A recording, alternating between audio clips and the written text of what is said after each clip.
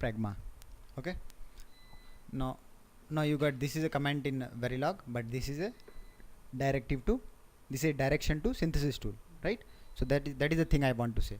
So whenever synopsis will come with this thing double forward slashes, two forward slashes. So this is direction. Always remember. Okay. Synopsis is company related. Why they are telling synopsis? Because synthesis standards are given by synopsis. Okay.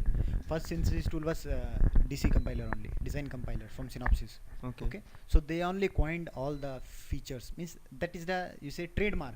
Their trademark. If you are saying who is the Cadence is the trademark of Verilog.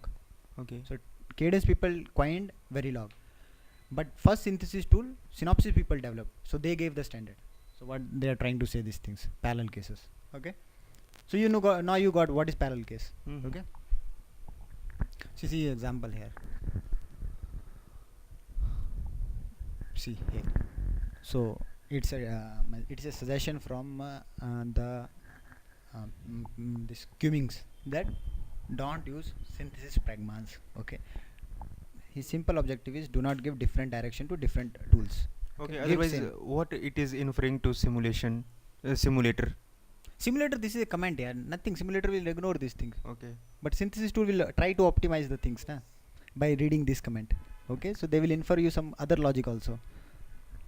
Right. Okay. So you will get synthesis simulation mismatches. Okay. Yeah. So here in this case they are giving the 4 tick B 1 1, then they are giving the next two bits. Okay. Right. So in that case, whatever the value of that 2 bits LSBs, okay, Right. it will go for is equal to 1. Right. It will take care about the only first two MSBs. Right. Pakka. So this is about synopsis parallel case. Case X. Have you heard about case X? Okay, timing delays will say. An always block that does not schedule event in 0 time could miss RTL or behavioral model triggered events. Okay.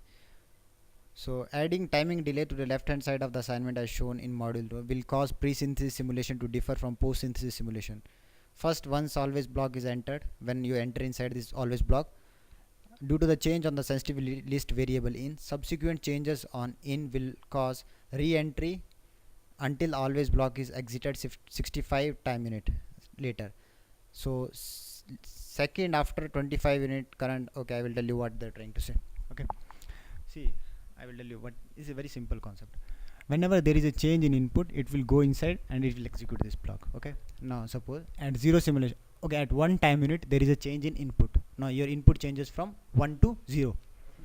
Okay. So during that time it will come inside. Okay. It will execute after 25 time unit. It will execute this, and after 40 time unit it will execute this, and after that it will come out.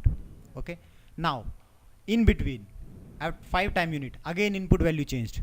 During that time We will miss that one. you will miss that thing. Getting? See, at 1 time in at one. See, I will. That time the always block. Okay. No, it's not when input is 1. Whenever input changes either from 1 to 0 or from 0 to 1 or x to 0 or x to 1. Okay, so initially all the variable are initialized to x. Whenever input changes suppose input changes at 1 time unit. Yes. Okay, during that time what will happen? It will go inside and it will execute after 25 time unit out equal to in, and after 40 out equal to this in, and it will come out, right? Okay. But in between, if this before it change at 1 time unit, no, at 5 time unit again input changes. During that time this always block will not see that input because it is executing this part. Okay.